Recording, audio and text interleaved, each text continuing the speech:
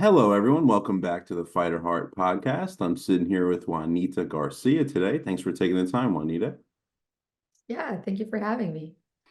So we like to get into it right away. You can just give us a little background on who you are and, get it right into your Fighter Heart story, and then we'll have a little conversation. Sounds good. So I'm Juanita. I am 24 years old and I live in Canada in cold Winnipeg. And then I moved here 8 years ago. So I lived in Colombia and I grew up in Colombia. And then my Better Heart story kind of starts when I was 13. So I was in grade seven and um, everything was like super normal, just your normal teenage girl in school. And then I just started feeling bad and like with a cold, like cold symptoms, like I started having headaches and like flu-like symptoms.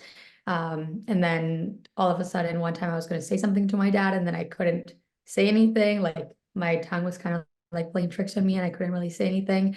And then my right arm started to go numb, and I was like, okay, this is actually weird. And then I started having like really, really bad headaches and really bad stomach aches and just feeling like I was just gonna pass out all the time. You said this was when you were 13, Yeah, so I was 13. and like, the stomach ache happened right after you went numb, or like it went numb and then It was took kind a. of like your typical cold, kind of how it starts. It was like, oh, I'm just not feeling so good. So I was like, I'm just gonna take the day off school. Um, and then it was like, I maybe just need to rest. So I just like did nothing that day and just chilled. But then I just felt like, you just feel like kind of sick. Um, and then the next day, like the second day, was when this like kind of neurological symptoms started to happen, where it was like I can talk. And then that lasted like a minute, and I was like, okay, that's kind of more serious. Um, and then like I had like pulled a hangnail too, and then it started like bleeding a lot, but I like didn't really pay attention. I was like, okay, maybe whatever. Like I'm just like, I just bled a lot today, whatever. But like kind of completely disregarded it. And then the arm numbness, I kind of too, I like told my mom, and she's a doctor, so I think she like had kind of everything in behind it in the back of her brain, but she obviously didn't really tell me anything. She was like, oh, how long was that for? Like she kind of like asked questions on the side. Um, but it was kind of like symptoms just here and there, but nothing really like put really together. So I took a couple of days off school. Like this was Friday and then Saturday, Sunday. Then I went back to school on Tuesday.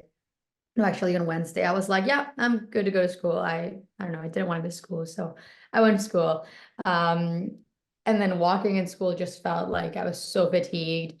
Like I walked from one class to another, which is obviously not far. And then I was like asking if I had walked for 2 hours. And then when we were walking to the cafeteria, I told my friends like, "Oh, can we go slower?" And I was like, "Why would I tell them to go slower?"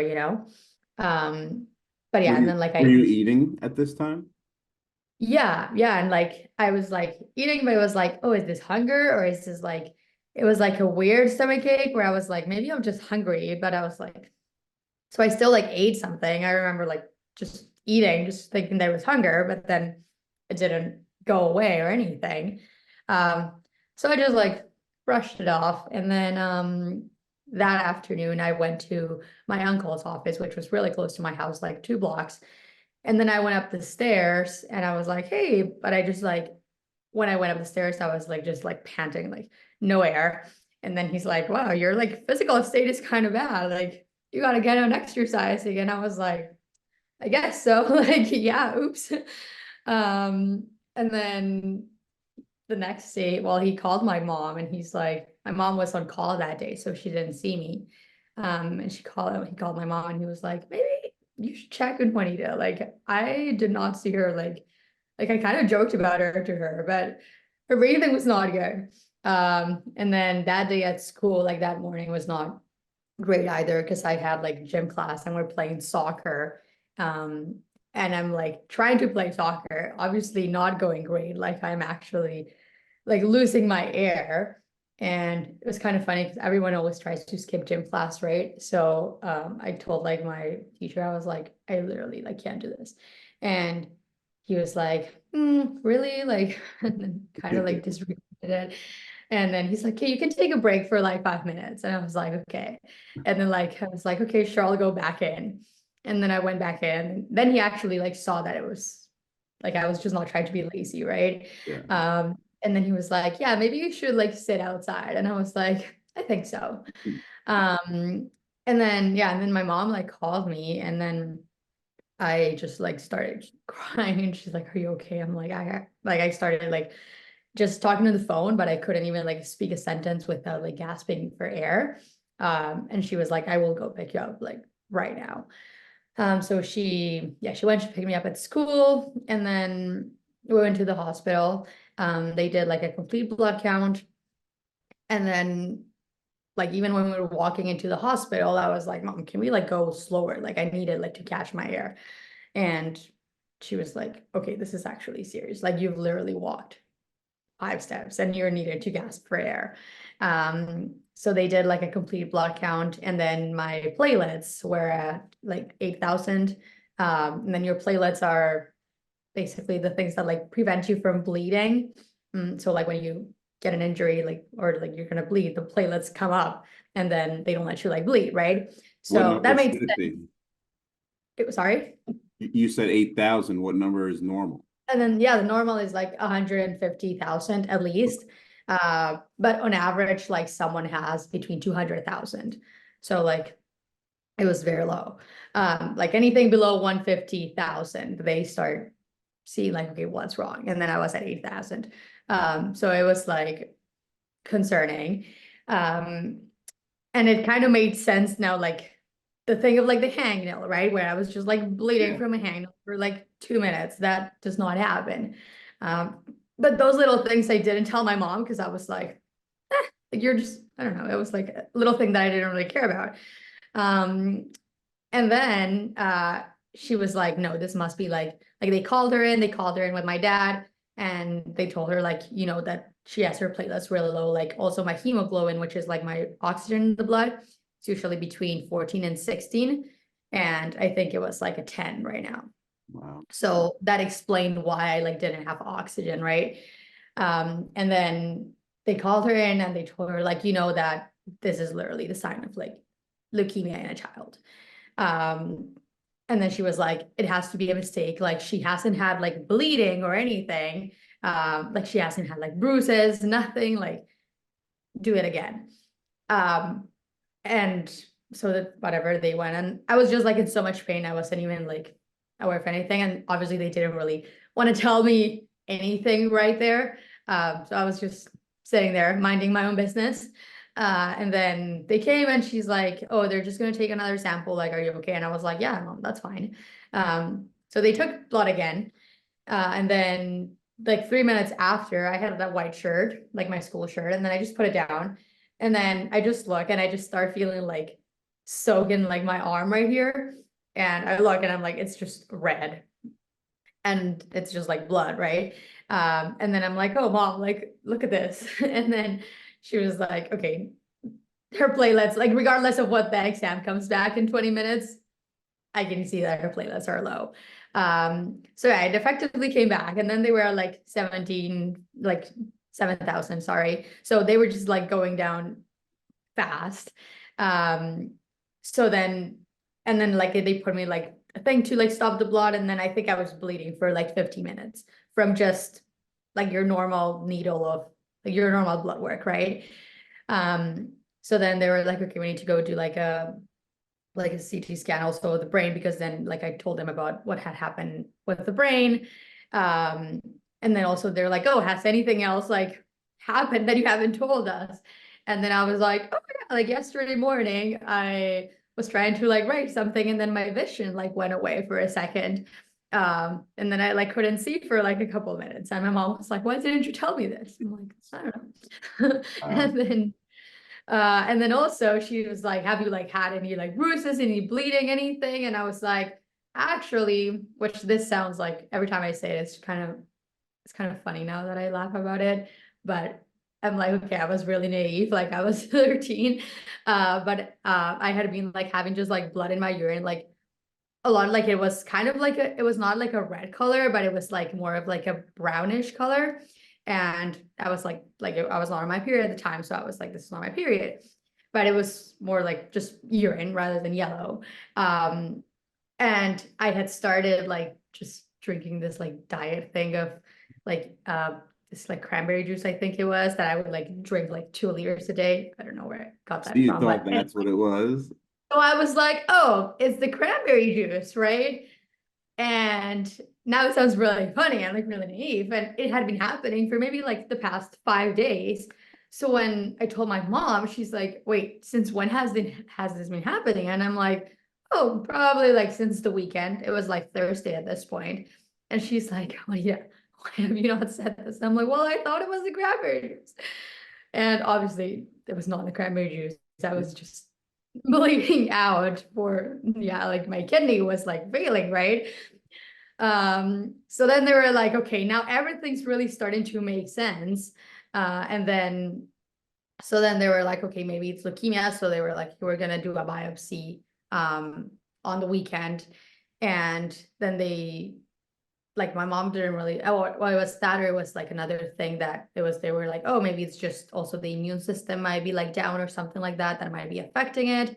So just told me like, oh, we're gonna keep you here for the night and we'll give you some medication, and then like you'll be back in school on Tuesday. And I was like, okay, mom, great. I called my friends. I'm like, oh, I'll be back in school Tuesday. Don't worry, blah blah. And that time I didn't have a cell phone. Instagram was not a Yeah. thing. I called their house phone, even though it's only like 11 years ago. But and then yeah, next, and then that night, like they put me up in a room finally. And then my grandma showed up and my grandpa and like my aunts and my uncles and my brothers.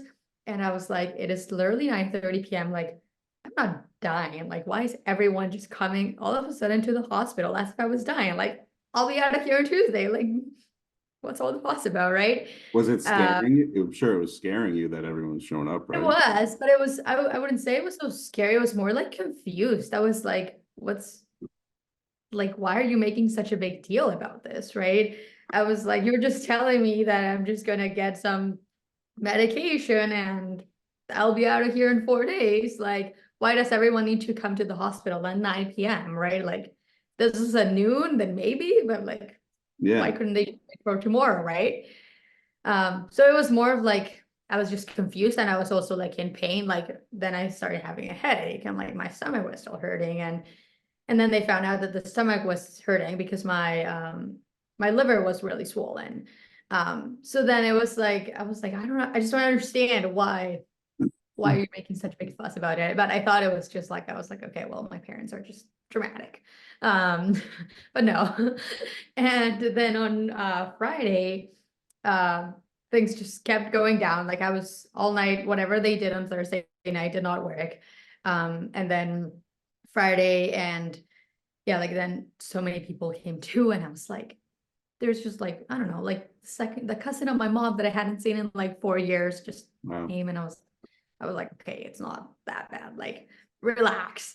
Um, so I was just like confused. And then obviously like my parents came in and they're worried, and I'm just kind of like starting to listen, hear stuff.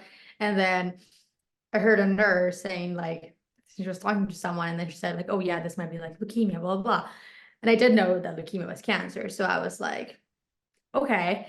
But I was kind of too scared to say anything that I knew, right? So I just like kept it to myself. And then I was like, okay, well, I could have cancer, but okay. Um, I also think like I was just in pain, so I didn't really like process the magnitude of that at the moment.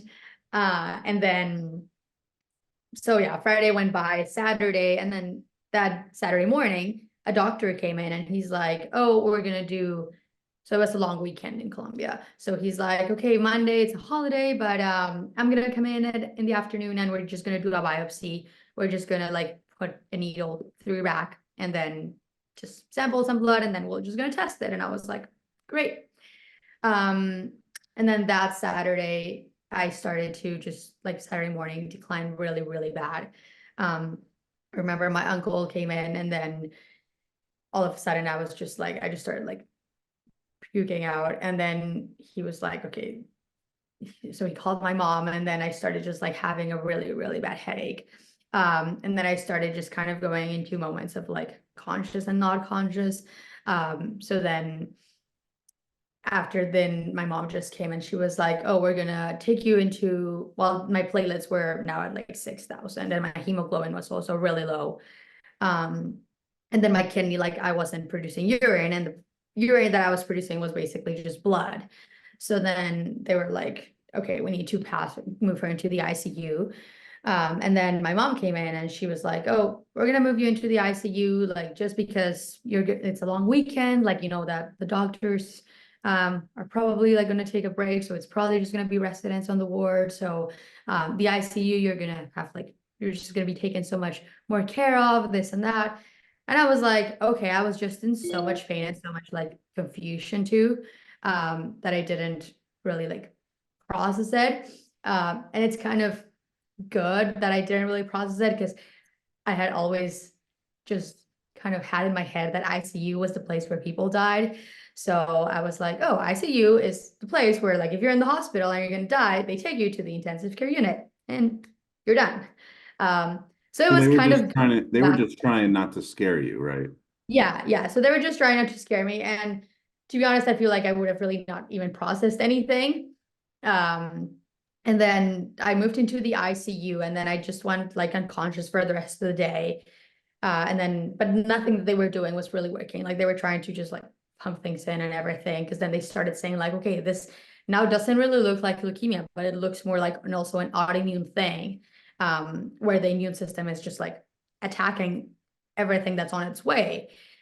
So then on Sunday, they were like, they started treating it as like a rare autoimmune disorder, which did not end up being that.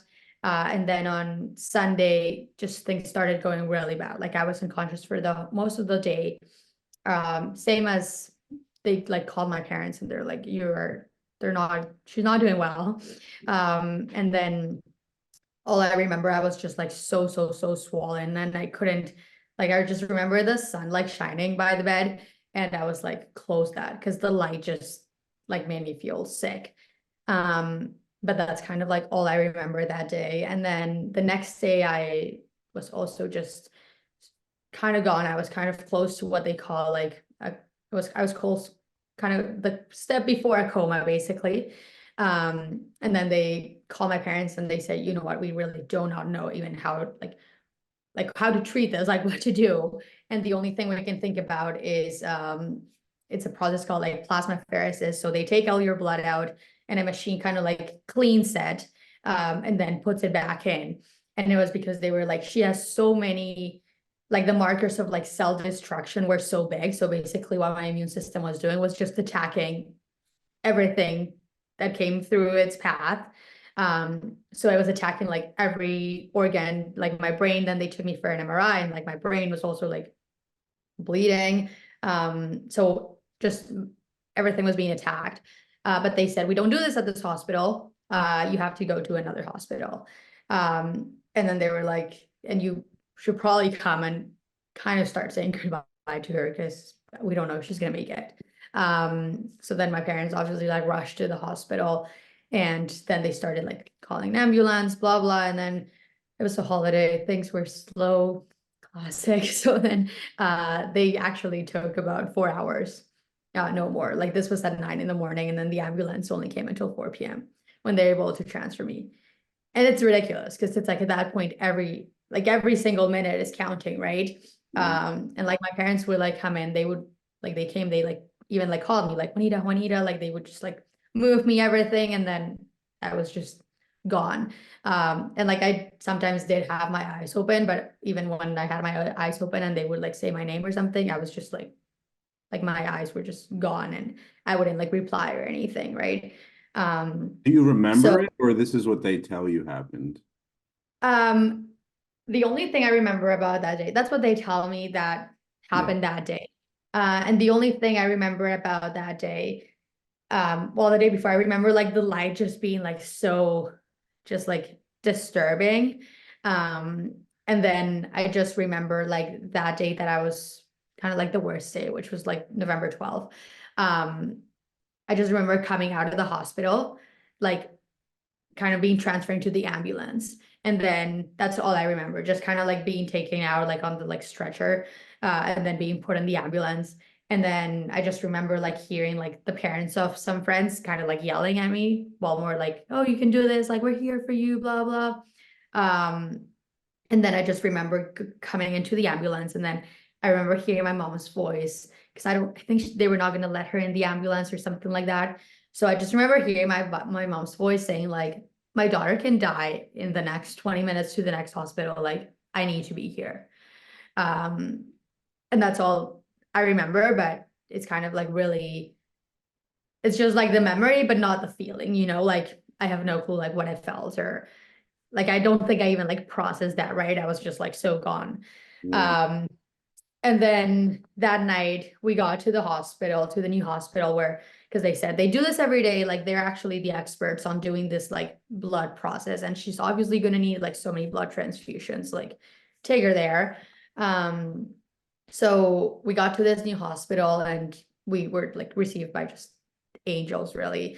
And like this doctors that really like had the things clear. They were like, okay, let's look at her, the whole thing, like what's been happening, what's been not responding, this and that. And they said, we need to get her into surgery right now. We need to do blood transfusions right now, because we can't even start the like process of cleansing the blood basically before we transfuse her, because she doesn't even have enough blood, right? Um, So a so transfusion, I'm not too familiar, but a transfusion is just adding more blood to someone who's low. yeah. So then I was just losing so much blood through the bleeding, right?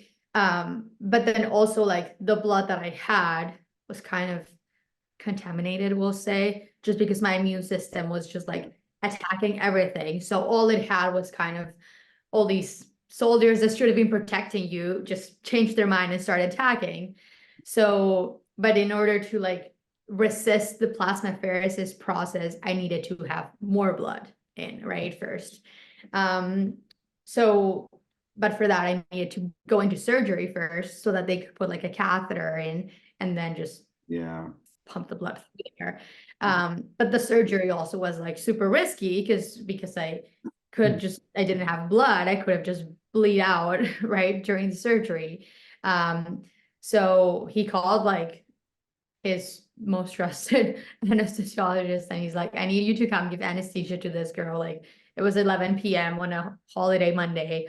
And then he's like, I'm sorry, man, but I need you to come right now. Like this is a very serious case.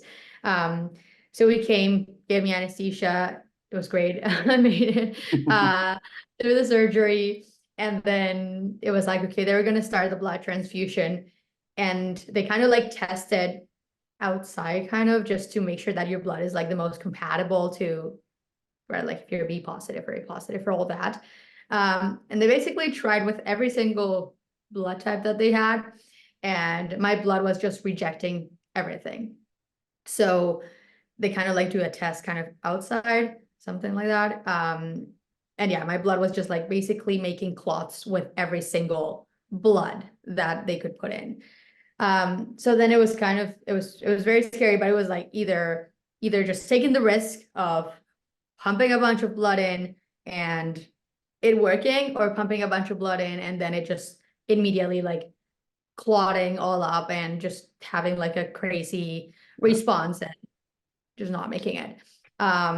So then they did like tell my parents, they made them like sign these forms and everything, just like this is the risk. And my mom like really knew all of this just because she has the medical background. My dad's not a doctor, so he didn't really know all the science stuff. So she was just like right there, and like the doctor was like, that this is like you could see your daughter kind of going to shock right now. Then she was like, yeah, but obviously she kind of like told my dad like, you go away. And then the blood transfusion did work successfully. And then they finally were able to start the plasmapheresis. And I just remember waking up around that time And then I saw my dad and I was just so confused. I was like, where are we? And he's like, oh, we're at a new hospital. Like, you had a problem. We're gonna like fix this. Don't worry. And I'm like, what time is it? And he's like, oh, it's like 4:20. And then I was like, you're lying to me. Like, my dad and I joke all the time. So I was like, stop bugging me. Like, how are you telling me that it's like 4:22 in the morning? Like, this is not true. And then he's like, he's trying to tell me like I'm serious, like you're in a hospital. I'm like, how am I going to be in the hospital? This and that. Um, until he was like, my mom was like, just let her. Like, she's obviously not sane. Like, don't try to fight her. You And remember then this? You remember this yeah, too? this I do remember. Like, I do remember, like, that's kind of what I remember, like, just waking up and being so confused. And I remember kind of like trying to fight my dad back. I was like, you're like, this is not 4:22 in the morning. And then he was like, your mom and I have slept here all night at the hospital with you. Like, we're gonna go change, like, we're gonna go home, and then we'll be back in like a couple hours.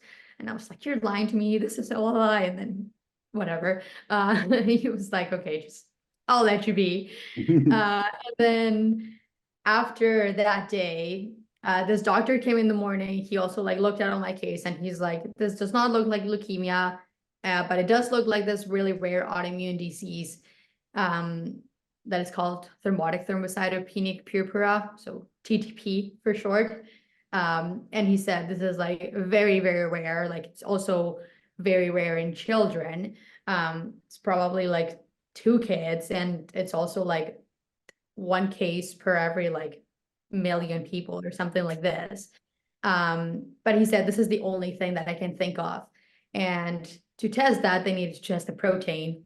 But at that time, they didn't have the exam in Colombia. So they needed to send my blood sample to the States.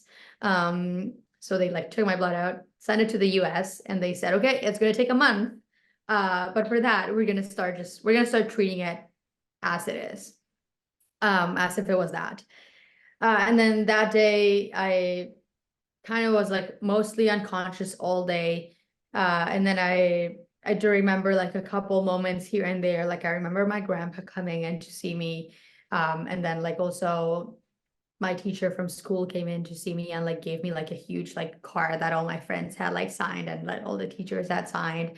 So I just remember like little moments like here and there, but I didn't really even like knew the magnitude of what was happening, right? And then at the same time, like my platelets would maybe go up to like 10,000, 12,000, and then drop back down to 5 or 6, and then just like fluctuate. Same with my hemoglobin, and also like these like old cell destruction levels were just like so high, which you usually have like very little, right? Like, I don't know, let's say you have 50 and mine's were like 4,000 or something like that. And then Wednesday, yeah, so like kind of like the week just started bad. And then finally on Wednesday, which this had not even been like a week since I got into the hospital. So it was like all this happened in 5 days.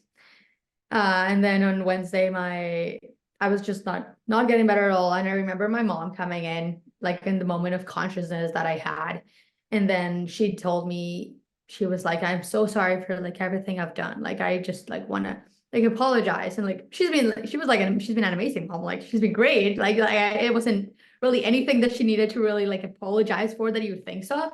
But she was just like, they were just telling them like she's probably not gonna make it. So then she just came in and wanted to have a talk with me, and she's like, I'm just so sorry for sometimes like, I don't know, being strict and not letting you like do things and like telling you what to wear and everything, like your typical just 12-year-old mom and daughter fights. And then she told me like, I think this is your decision. Like, if you want to leave, like I will understand this, and even though it's gonna hurt me like forever, I will figure out I will figure it out. And if this is your choice, like this is the choice that you have to make.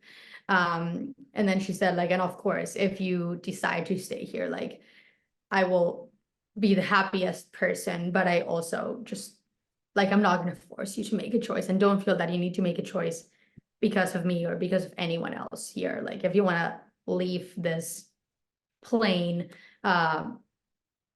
it's your decision. And then I remember this conversation, but I don't really remember kind of like interiorizing it, you know.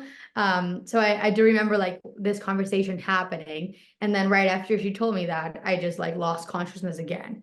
So I didn't give her a reply, which is kind of sad. Well, you're Well, here, I so give her a mirror, yeah. But I mean, at the moment, she was yeah. like she, you can tell me what you want to do, and then I just lost But did consciousness you, again. at the time, did you feel like you had a choice to choose? Like you were able to leave or stay? I feel like it was kind of like not not super consciously, in the sense like, for example, now I'm like, well, if I want to, I don't know, take my medication, I do it. If I don't, well, Yeah. it's my problem, right? Like not so much of that choice, but more of like a deeper choice, you know? More of like, what is life, and like, do I want to kind Keep of going. like be gone, you know? And I'll say like maybe the first, like the couple of years before that happened, had been like your classic, I don't know, teenager drama, where I was like, I don't know, like I have no friends and this and that. And it was never like I was clinically diagnosed with anything or like depressed or anything, but it was more of like I just had like no self-esteem. And I was just like, I have no friends and everything. And I was like, I don't love this. And but it was kind of like a moment where I put two and two together, and I was like, maybe this is actually the choice, you know? And maybe this is the choice that I've been wanting to make. Um, so it kind of like brought more of like the deeper, like besides kind of all the superficial, well, not superficial, but all the superficial medical stuff that was happening.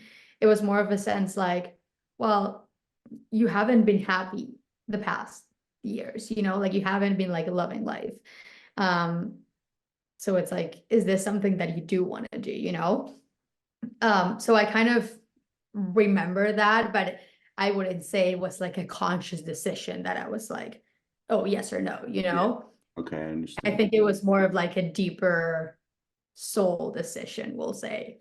Hmm. Um, and I did have like a couple moments where I was just like hallucinating, and it's kind of like weird things that I don't really find an explanation for. Um, Like and I dreams, like remember these things. Sorry. like dreams. Yeah, yeah. So like for example, I remember like waking up one morning. Well, it wasn't even the morning, or probably not waking up, but it was just I remember seeing myself as if I was in the bed of the hospital. And then I was like in the middle of just a white building, and obviously nothing of this happened, because then I told my mom, and she's like, you're crazy. Um, and it was like a middle of white building. I was just like basically laying on like your hospital bed. And it was like a kind of like a floating floor in a huge white building, and everything was just white.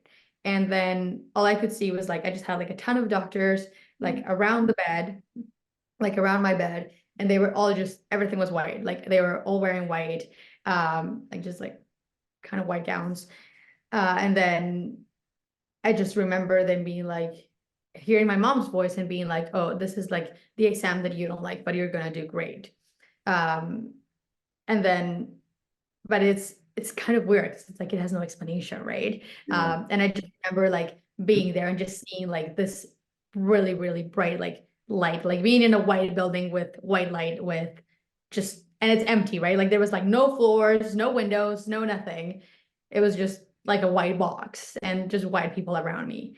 Well, like I mean, people are just in white. And it's like has no explanation, but it's kind of like I can also see, I kind of can see the deep meaning out of it too, you know. So And things like that. this was right after you lost consciousness after your mom asked you, spoke to you. I don't know if it was like right in that unconscious moment or the unconscious ones Yeah. before, but it was somewhere around there. And then the other one that's weird too is I kind of heard that there was like a party on the cubicle beside me, and then they were just playing this song like all over again. And it's a song that had just like come out. And then like the main kind of sentence of the song, well, I'll call the song is called I was born again. It's a Spanish song. And then the chorus just kept playing, which was like, it says like, it's because of your love that I was born again. And it just said like, I was born again, I was born again. And I just kept, I remember it was like a doctor coming and I was like, oh, you guys like don't listen to me, like you guys don't take care of me, which it's a lie, like they were amazing. And I was just like, you guys don't take care of me, and like I swear that I'm not the person that's playing all this loud music, like this song just like keeps playing and playing, but I swear that it's not me, but you guys don't have patience with me, blah blah. So it's like obviously nothing of this happened, obviously no one Yeah. was having a party beside me, and but it was kind of like all these things weird happening in my brain that then I'm like, I don't know, it's like very, it's interesting if you put it up to interpretation, right? Yeah, definitely. And then that night, like my mom just went home, and then my grandma asked her like, why don't you just like pray to like Mother Teresa, because she was like always so good with like the sick and people. So my mom was like, okay. So we're Catholic, and then she started just like praying. And then she says that in her prayer, she saw like John Paul II, like the Pope. So then she just started praying to the Pope, to John Paul II. And then after she just started like calling everyone and being like, just pray to John Paul II. And like, I feel like that's that. Um, and then fast forward the next morning when they came in, I was awake, and then my platelets were at 65,000. So it was like Wow. insane. And I was conscious, like I remember them coming in, and I was like, as if not as if nothing had happened, but I was conscious and I was fully aware of everything. And they're like, hello, and I'm like, hi. And then I just saw like the doctors walking around, and they're like, oh yeah, like this is so crazy. Like her platelets yesterday were like at 10,000, they're at 65,000. Like we've just been like giving her like blood transfusions and like plasmapheresis, and basically the same thing that we've been doing for the past 5 days. So it was like thinking about it, it's kind of like I think it was both a miracle, but also like me really deciding like You were I do want it, right? scared. So yeah, which is crazy. And then like fast forward from there, like we like the next like 4 days were obviously like they still keep like treating me the same way. And obviously things kept fluctuating, but nothing went really bad again, like as slow as it was. And then I didn't lose like consciousness since then. So then they like kept me in the ICU for like 5 more days. I just, and obviously like my kidney, like all my organs obviously had suffered. So they were like keeping everything basically good. And then I was in the hospital for like another month, I think. And then finally this protein test that they had been sent to the US, because obviously at this point they didn't really have a name, right? They're like, okay, we've been treating this girl as this, but we don't even know if this is the real thing. And then the test from the US came back, and it came back like bad in the sense that it was confirming that that was the diagnosis. So they were like, okay, here's your name. Like, this is what you had. And this is how you like go forward from here. And yeah, so then like TTP is basically like, it has like a really, really high mortality rate. Like if I had not gone into the hospital, basically the day that I went in, would have probably not made it past like 48 more hours. And Wow, so then they didn't actually know what you had for sure until after they treated you. For yeah, basically. And until after like 3 weeks after I had regained yeah. my consciousness. Wow. So yeah, and then they just like kept treating it as it was, and while they scored there. Mhm. But then after like it was like, okay, now how do you actually treat this in the long term, right? So then I started going to a rheumatologist, and then kind of trying to regain life back in that sense. And just trying to, okay, like now my life has really changed, so how do I like live now with this? And then at the beginning it was like, oh, it's just going to be a 6 month thing, whatever. Has not been a 6 month thing. And then later it was just like more of, okay, treatment of this, like medication, then like going back to school and doing everything. And then that was like autoimmune disease 1, and then I'll just fast forward really 6 years later. Then I had moved to Canada. Then I moved in 2015, and then 4 years after I moved, so I kept like the TTP was like on the low, I'll say, like it was just pure like maintenance treatment, and TTP works like by like you get a relapse, right? So then it's kind of like by episodes. And obviously if you catch an episode quick, it's a lot less worse. And then I didn't have any relapses like those years. Like I was actually like really well maintained. But my immune system was very low. And like my immune system just, I wouldn't say ever like worked good in that sense. Like it's like it just autoimmune disease, so it just like attacks your immune system. And then in 2019, I started having like some weird symptoms again, but it was more like joint pain and kind of like some fatigue, but it was very different than TTP. And I was like, I don't think this is the same as TTP, but still, so I went to the rheumatologist and everything. And then they started doing tests, and then they found out that it was lupus, which is another autoimmune disease, a bit more common. But lupus is more systemic and less severe than TTP. So then lupus is, so Treatable. it's still an autoimmune disease, and it's still like chronic, and it's still like there's not a cure for it, but you can manage it. But it's, you kind of you're stuck with it for the rest of your life. But then lupus, it decides what to attack basically. So then like lupus can attack your brain, it can attack your kidney, it can attack your heart, your lungs, your joints. And every person's lupus is different. So in my case, it attacks like my joints, and it attacks the lining of my lungs. And then it attacks like my muscles sometimes. So then it just like makes them like super, super sore.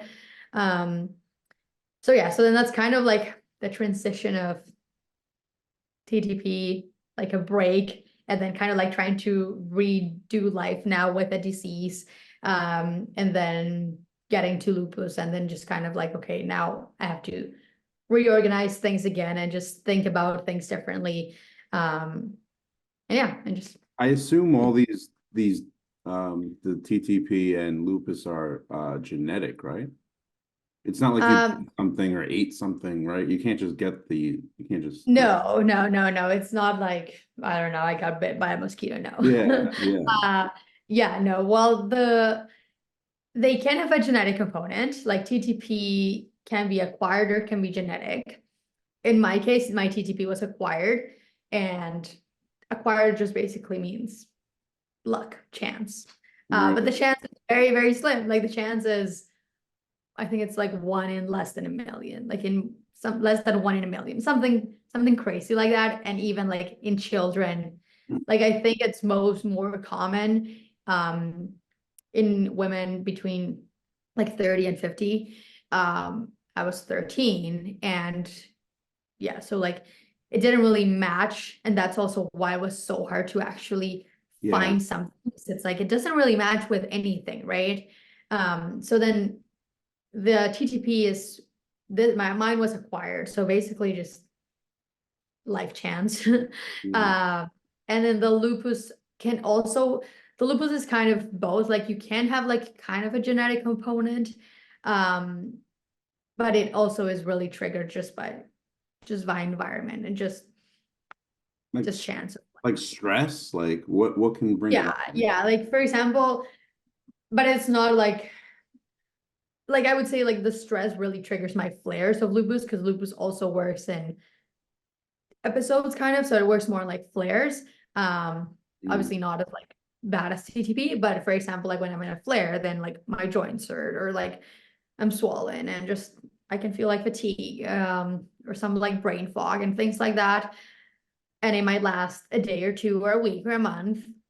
And then let's say I'll forget about lupus for a month, right? And then it'll come back. Well, it's not that it comes back, but like the flare just, it like activates, right? And there's things that activate it, like that trigger it, like stress is a huge trigger. So like, for example, I started masters last year, and it's just been super stressful. So my lupus has been so high, right? And then what happens is like your immune system basically just activates, but your immune system doesn't know how to control itself and react. So basically it just says, oh, okay, I'm going to be active. And the way it gets active, but then it gets active attacking what it doesn't need to attack.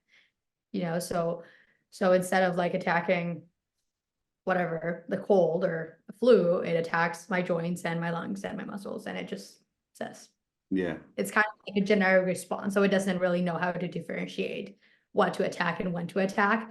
So stress is like a huge trigger for it. But yeah, they say that lupus can have a genetic component, but it can also be environmental, but like my parents don't have it, like nothing close that I could like pinpoint it to. So it's kind of just life, just chance. So fast forward to now, what is your day-to-day life like? What's like a normal day for you? I would say it's like a pretty normal life in a sense. So I'm studying a master's in physical therapy right now, and I just like your normal 24-year-old student, study a lot, don't sleep as much, which I probably should sleep a lot more. And then I do take like medications every single day. So it's kind of like being a student, but then on top of being a student, I have to mind my body a lot. So then I do have like blood checkups very frequently. And then I see like a rheumatologist, hematologist, and a bunch of specialists. And then I do get like blood work, and then I've been taking medication for it since, well, I guess I've been really taking medication since 2012, basically every day of my life. But for the lupus specifically, I've been taking medication since 2019. So I like take my medication and life goes on. And then when I get a flare, it's more of like, I would say when I'm on a flare, it's more like, okay, now I really need to balance what I'm doing versus like my body, because I also like my body also needs the care, right? And I would say that's been most of like the hardest part in school now, because just school is so busy, and I'm like, I kind of wish that I could just, not worry, but every time I'm stressed, then my joints hurt. Like for example, like today, like my hand is in pain. And it's like, it's not that I stopped doing anything, but it's just, I just like have pain, right? And it's just an inconvenience, we'll call it. And then it's like, okay, well now I need to go to the doctor and I need to do this. So it's kind of just on top of your normal student life. I would say it's this added thing of like, okay, you also need to be mindful of this. And then like sometimes like when I get like weird symptoms or things, then I obviously need to get them checked out. Like, I don't know, 3 weeks ago I had like my vision was kind of messing up with me. So it was like, okay, this is weird, right? Especially knowing kind of what had happened already with my vision before. So then I had to like go to Emerge, and then I'm gonna get an MRI soon just to see if like the lupus is the lupus like attacking the brain now. So I would say it's a very Constant normal maintenance. life, Yeah. right? But just with sometimes I think I'm like Hannah Montana living two lives sometimes. Like I'm like, yeah, I'm like your normal student if you look at me. But at the same time, it's like all these things that I need to worry about. Right. And that I can't really leave disregard, because everything that I do here affects here, right? So then I don't sleep well, and well, my body pays for it. And then I get stressed and my body pays for it. So it's a balance, right? And it's hard to like pinpoint it in a category of, oh, am I like sick, because it's not like I'm like depending on like my disease where I'm just like not living my life. But at the same time, it's like I don't say I'm like 100% healthy. I'm just like the person that never worries about their health, right? Wow, it's a crazy story. I'm happy you decided to stay. Thank you. I am very happy too. And I do love life, and I do love life now. Like I'm very grateful, and just I think it just changes how you see life. Like it's kind of like a blessing in disguise, everything that happened, and it changed my view on what is life and what is really the value of life and why am I here, you know? And then I really was like, well, if I stayed here, it's for something, right? And it's to do something, and it's not just because. Yeah, I love that outlook. Awesome. Before we go, it's already been an hour. That's crazy. Oh, Uh, that's crazy. I'm so sorry. I talk so much. no, that's great. It's great. It went by quick. The last question we like to ask is pretend there's another 13 or year old girl or boy out there, going through something similar. What's some advice you would give your younger self? Um, I would say it's kind of cliche, but it gets better. And also like you're not alone. Because I think the hardest part for me was feeling that everyone's life was going on and mine had stopped. In the sense that it was like everyone's still going out to parties and everyone's still like living their like going out to the movies with their friend, right? And because all of my like immune system was so suppressed, so I couldn't really like do anything, right? It's like I'm gonna go out and get sick, and I'm like I couldn't be with people, I couldn't go out and be in a crowded place and things like that, or like I couldn't like eat street food or anything outside because I didn't know if I could like get a bacteria, right, or anything.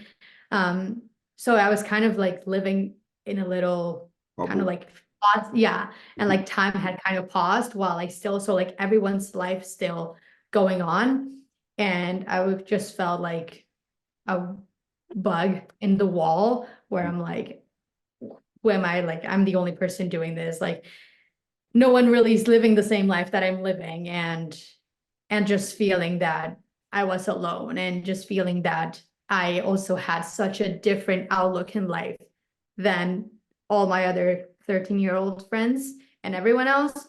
And I was like, I just feel that I'm not normal, and that I can't like fit in.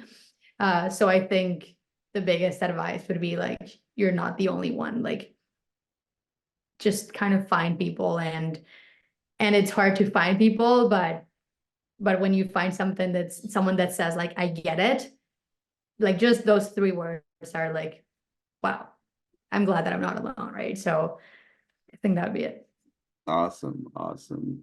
Thank you so much, Juanita. Thanks for joining us. Thanks for sharing your story. It's incredible. Is Yeah, there thank you.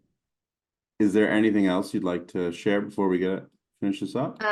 No, I don't think so. Just enjoy the little things in life because it can really change really fast. And thank you for having me. Of course. Thank you. Thanks for coming on. Everyone else, thanks for listening. We'll be back next week for another Fight a Heart podcast. Enjoy your day.